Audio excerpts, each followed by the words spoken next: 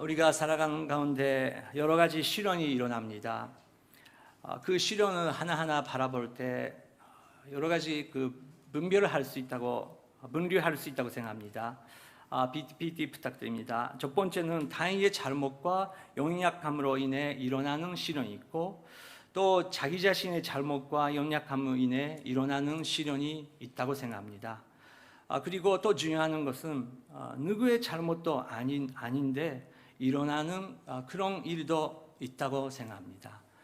그것을 우리가 하나하나 분류하면서 분별을 하면서 정말 성령의 지혜를 통해서 우리가 어떻게 이 시련을 극복해 나갈 수 있는지 하나님의 말씀 필요하다고 생각합니다.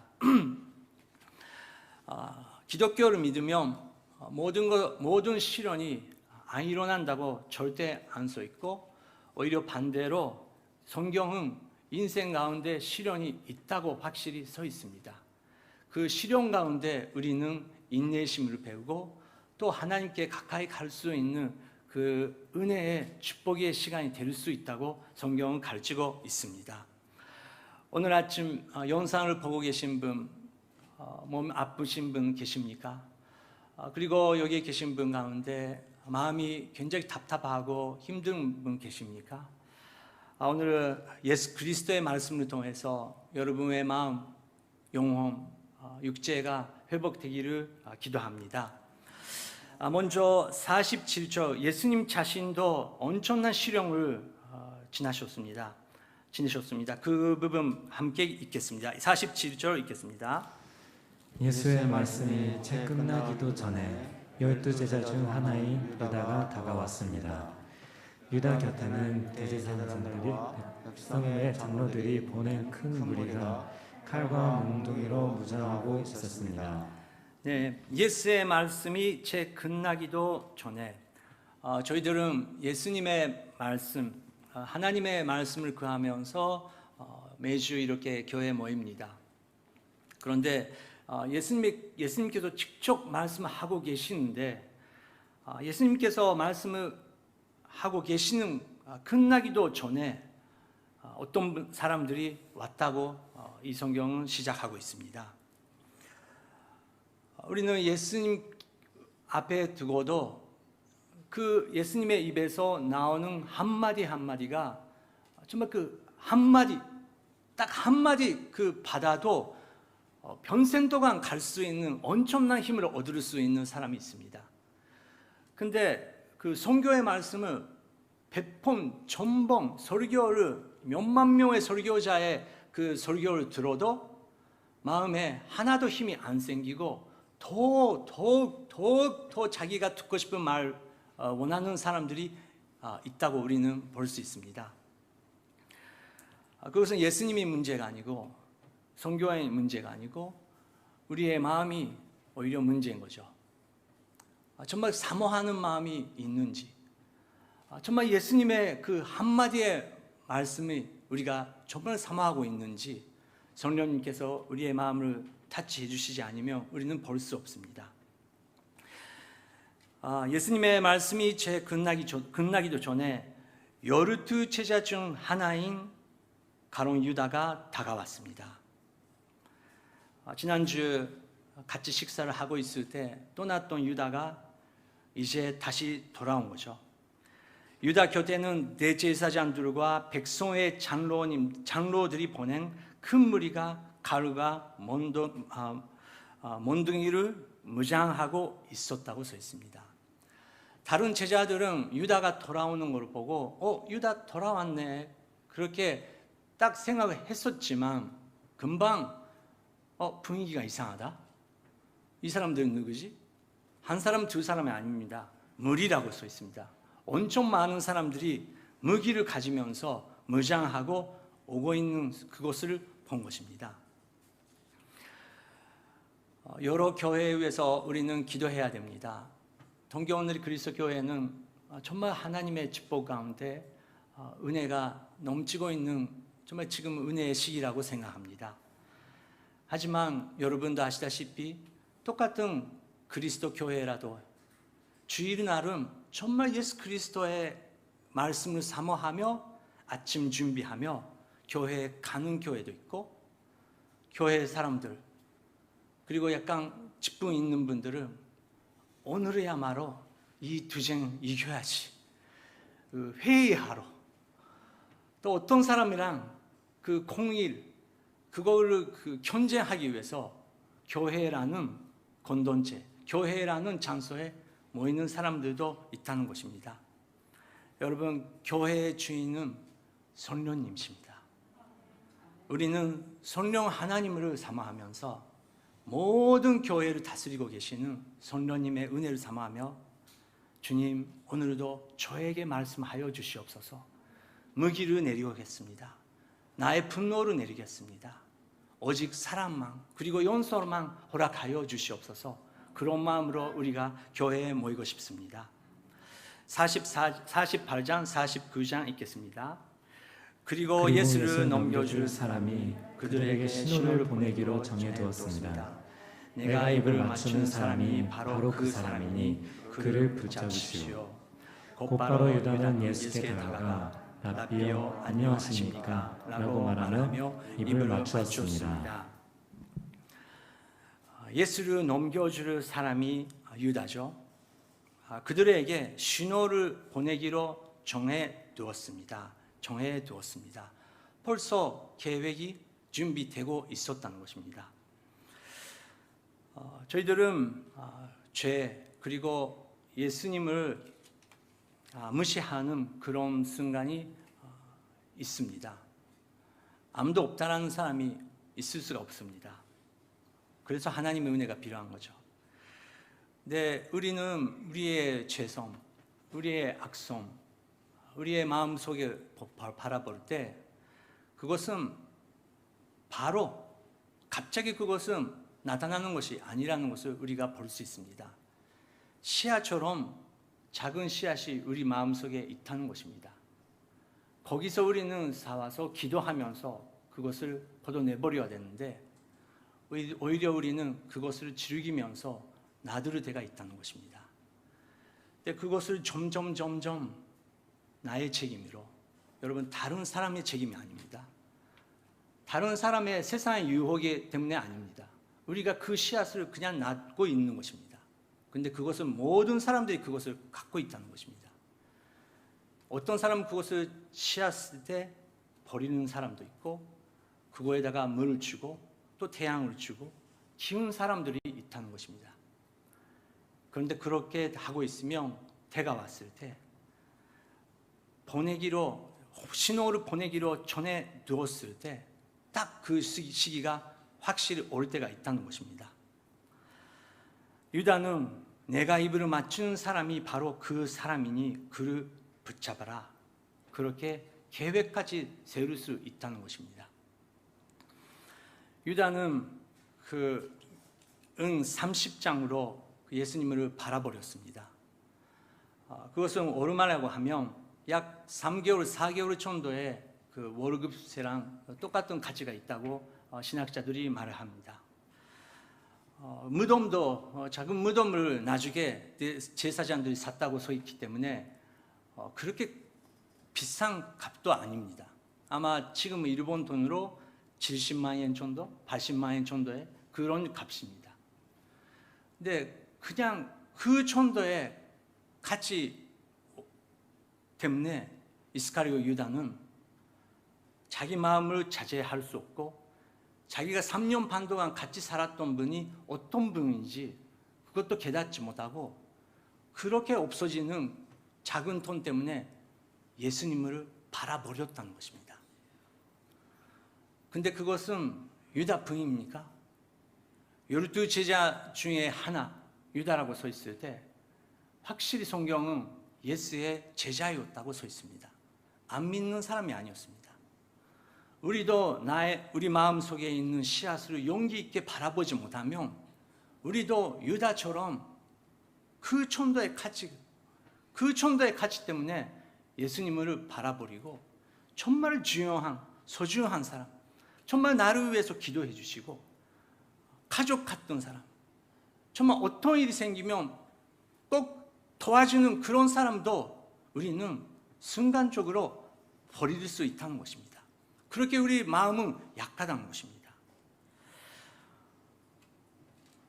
그런데 그런 유다 49절을 보면 꼭 바로 유다는 예수께 다가가 랍비요, 선생님이죠. 선생님이요, 안녕하십니까? 라고 말을 하면서 이불을 맞췄다고 써 있습니다.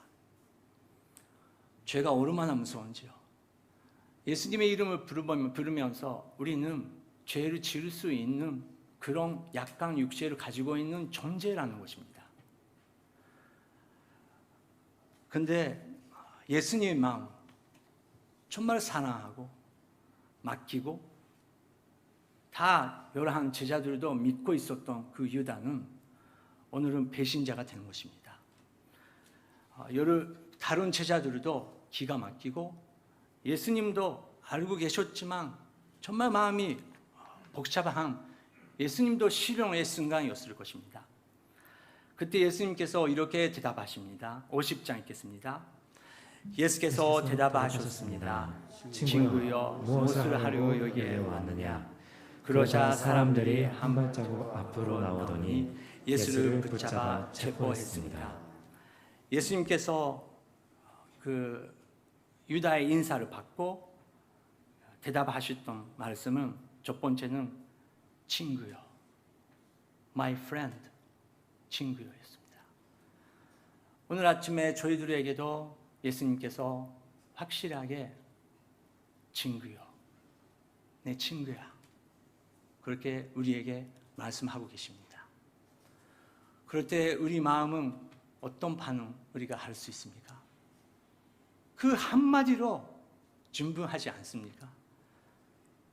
이렇게 믿을 수 없고 또 세상이 어떻게 변할지 모르는 이 세상에서 예수님께서 우리의 눈을 마주시면서 친구야, 그렇게 말씀해 주시면 그거로 우리는 힘을 얻었고 다 모든 거 필요 없고 그 한마디로 우리는 살아나갈 수 있는 그런 힘이 있다는 것입니다. 그런데 그렇게 예수님께서 말씀하셔도 아무도 느끼지 않는 분들도 계시고 귀에 들어오지 않고 자기가 계획하는 그 계획이 오히려 마음을 지배하고 있는 그런 사람들이 있다는 것입니다. 예수님께서 친구여, 무엇을 하려고 여기에 왔느냐? 그렇게 질문하고 있습니다. 개역 성경 보면 먼저 영어 성경 보면 do what you came to do 그렇게 써 있고 개역 성경에는 예수께서 이르시되 친구여, 내가 무엇을 하려고 왔는지 행하라. 행하라. 무엇을 하려고 왔는지 행하라. 그렇게 써 있습니다. 예수님께서 정말 그거를 하라고 그렇게 말씀하시는 건가요? 이 부분도 신학적으로 많이 연구가 하고 있는 그런 말씀입니다. 저는 제가 만났던 예수님은 다른 구절 비교하면서 예수님 전체적으로 바라볼 때 이제 죄를 지려고 하고 있는 사람한테 죄 쳐도 된다. 하라. 빨리 해. 그렇게 진심으로 말하시는 분 아니라고 저는 생각합니다. 친구요. 그 한마디로 했을 때 유다는 딱 선택권이 있었다는 것입니다. 그리고 내가 무엇을 하려고 왔는지 마음에 그것을 하고 있는 것을 지금 정말 하는 건가? 정말 하는 건가? 우리에게 모든 선택권이 있다는 것입니다. 예수님은 유다요, 나의 친구요, 정신 차려라. 내가 누군지 내가 3년 반 동안 계속 말했잖아. 그냥 70만 円, 80만 円천도, 그 천도로 인생을 다 망하게 만들지 마라. 너는 그것보다 더 소중하고 돈보다 더 소중한 것을 갖고 있는데 왜 그것을 버리려고 하냐? 예수님께서 그렇게 말씀하고 계신다고 저는 생각합니다. 여러분 지난주까지 저희들은 연소에 대한 세미나를 3주 동안 했습니다. 저도 많이 배웠습니다. 다시 한번 그 책을 읽으면서 정말 연수의 세계가 얼마나 기쁜지 다시 한번 깨닫게 되었고, 그리고 교회 안에, 교회 밖에 안 믿는 사람, 믿는 사람 상관없이 엄청난 하나님의 능력 가운데 연서를 경험하고 계시는 분들도 많이 계신다는 것을 저희들을 배웠습니다.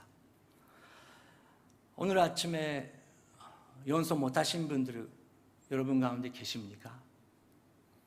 오늘 하나님이 이렇게 찬양하면서도 그 마음속에 작은 어두운 방이 있고, 그 방에 아직 그 사람을 그 안에 버리고 문 잠기고, 하나님, 이 사람만 저는 용서할 수 없습니다, 그렇게 문 잡고 있는 사람들이 계십니까?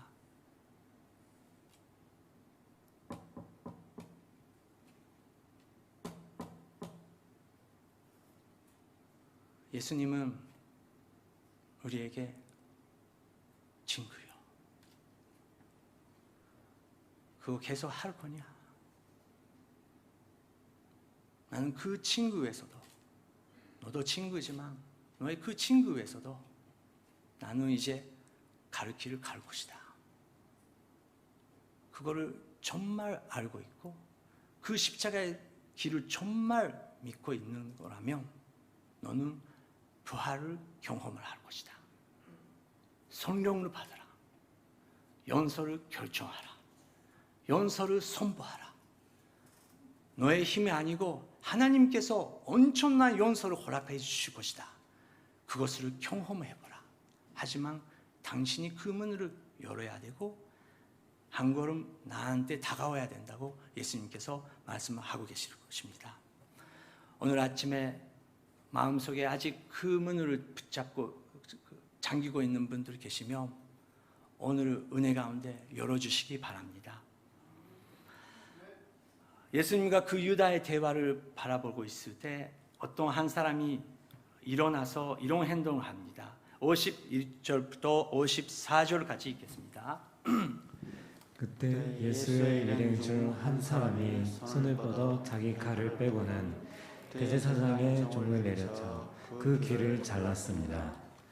예수께서 그에게 말씀하셨습니다. 내 칼을 칼집에 도로 꽂아라. 칼을 뽑은 사람들은 모두 칼로 망할 것이다.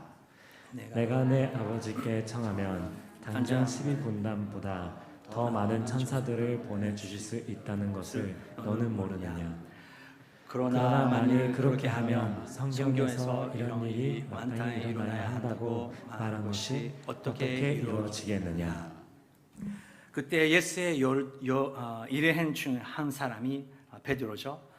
손을 뻗어 자기의 칼을 빼고는 대제사장의 종을 내리쳐 그 귀를 잘랐다고 기록되고 있습니다. 베드로는 정말 열심히 예수 그리스도를 사랑하고 진심으로 예수님을 사랑했다고 우리도 믿을 수 있습니다. 그런데 성경의 전체가 우리한테 보여주고 있는 것은 하나님께서 우리에게 원하는 것은 열심이 아닙니다.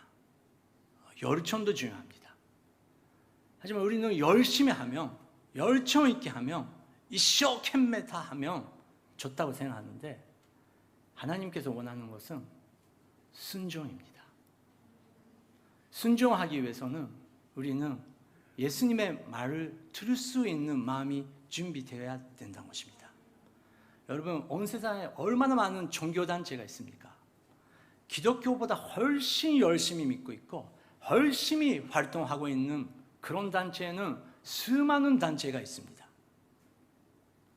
근데 우리에게 성경 하나님께서 주셨다는 것은 하나님의 말씀을 똑바로 순종할 수 있도록 그 길을 보여주셨다는 것입니다. 열정으로 이길 수 없습니다. 예수님께서 그에게 말씀하셨습니다. 내 칼을 칼집에 도로 꽂아라. 칼을 뽑는 사람들은 모두 칼로 망할 것이다. 칼을 뽑는 사람들은 모두 칼로 망할 것이다.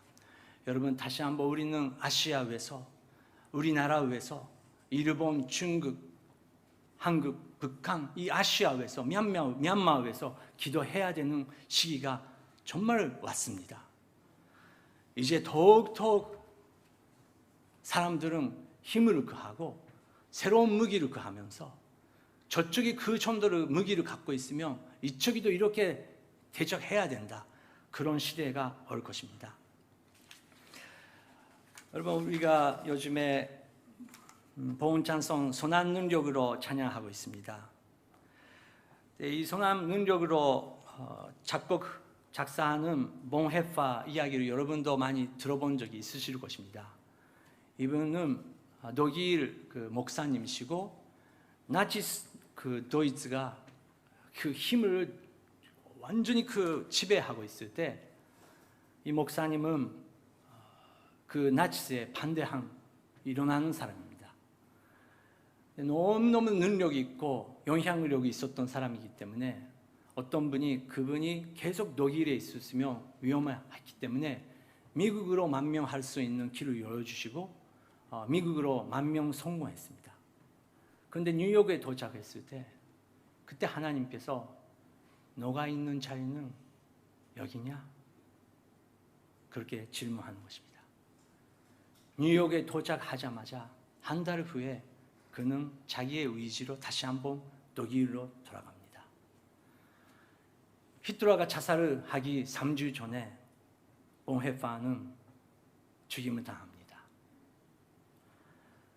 근데 이분이 쓰는 가사가 우리가 매주 노래하고 있는 가사인데, 주선한 능력으로 안으시네, 그 크신 발로 나를 붙드시네, 조름한 속에도 흔들리지 않고 사랑하는 주 얼굴을 구하리, 선한 능력으로 일어서리, 주만 의지하리, 믿음으로 우리 거대하네, 주 오실 그날 영광의 새날을 맞이하리.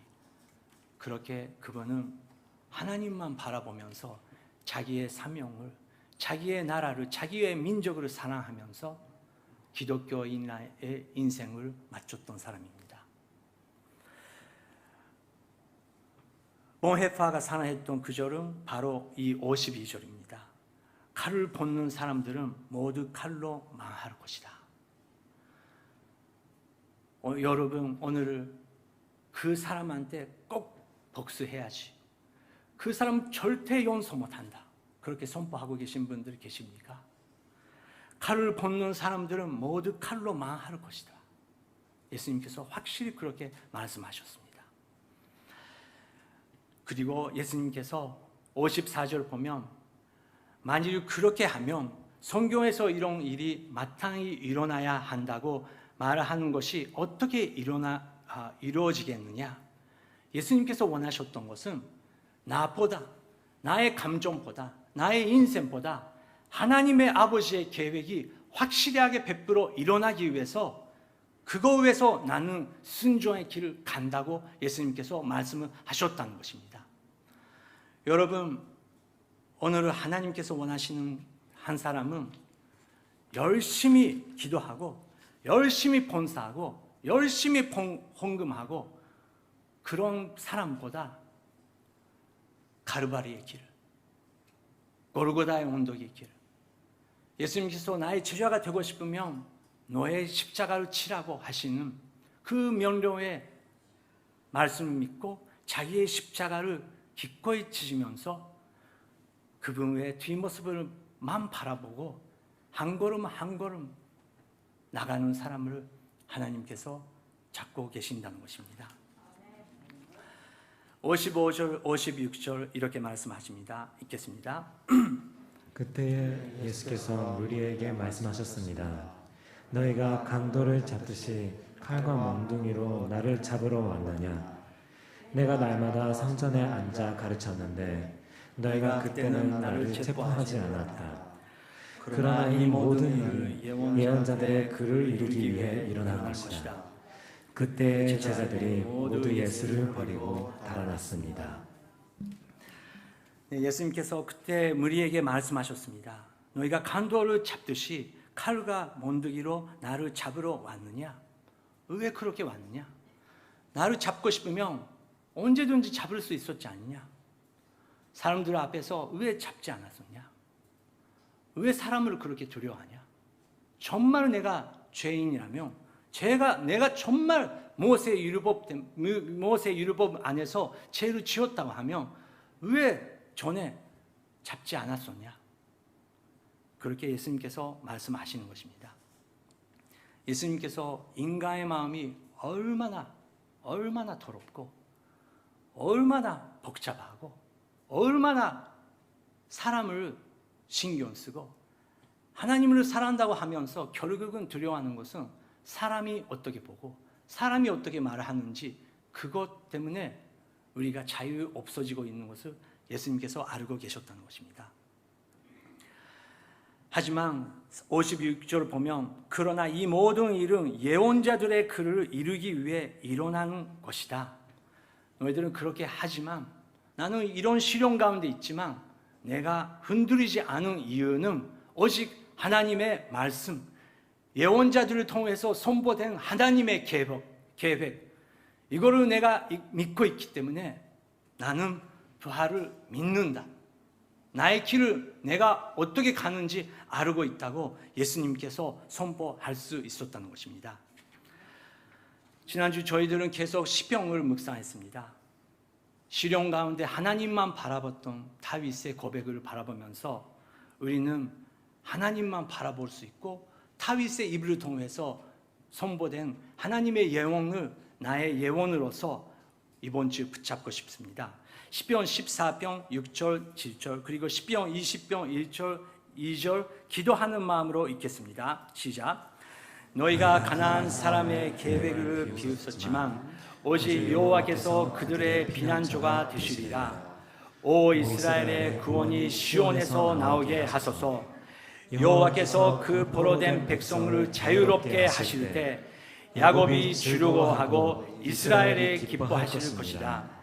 내가 고통당하고 있을 때 여호와께서 내게 응답하시고 야곱의 하나님의 이름이 너를 보호해 주시며 성소에서 너를 도와주시고 시온에서 너를 붙들어 주시길 원하노라. 이것은 어떤 의미가 있습니까? 여러분, 그 여러분의 산적, 여러분의 시련은 예수님도 다 알고 계신다는 것입니다. 하지만 모든 승리는 하나님의 손에 맡겨라. 시온성에서 하나님께서 승리를 주실 것이다. 그래서 너는 기다려라, 기도하라. 예수님께서 그렇게 말씀을 하고 계시는 것입니다.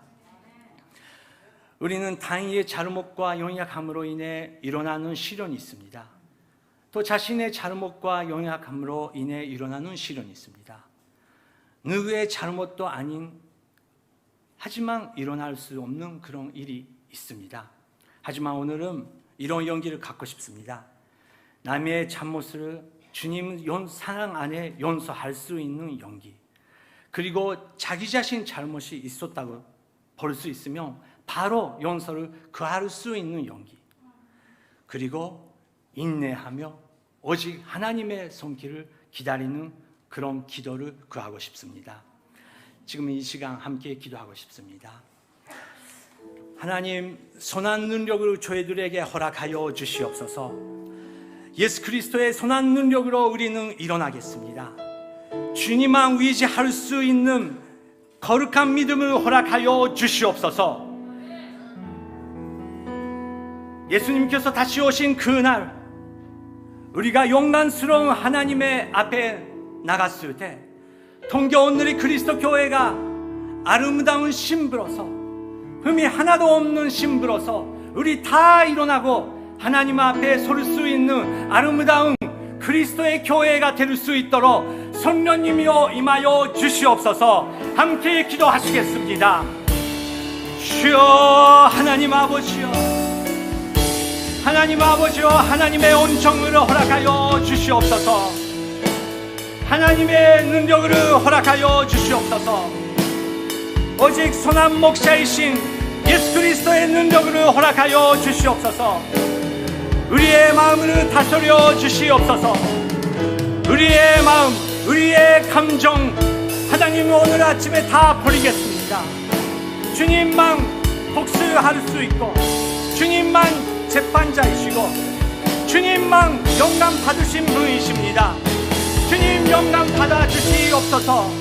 동경 우리 그리스도 교회를 축복하여 주시옵소서. 우리 가운데 성령의 은혜, 성령의 사랑, 성령의 감동, 성령의 섬김, 성령님의 은혜를 허락하여 주시옵소서. 주님, 우리가 필요한 주님의 한마디를 허락하여 주시옵소서. 우리 가운데 몸도 육체도 전신도 약하고 있는 분들이 계십니다. 주님, 오늘 아침에 위로해 주시고 치유해 주시고 오직 선한 능력으로 다시 한번 일어날 수 있도록 주님, 우리에게 힘을 허락하여 주시옵소서. 주님 주십니다.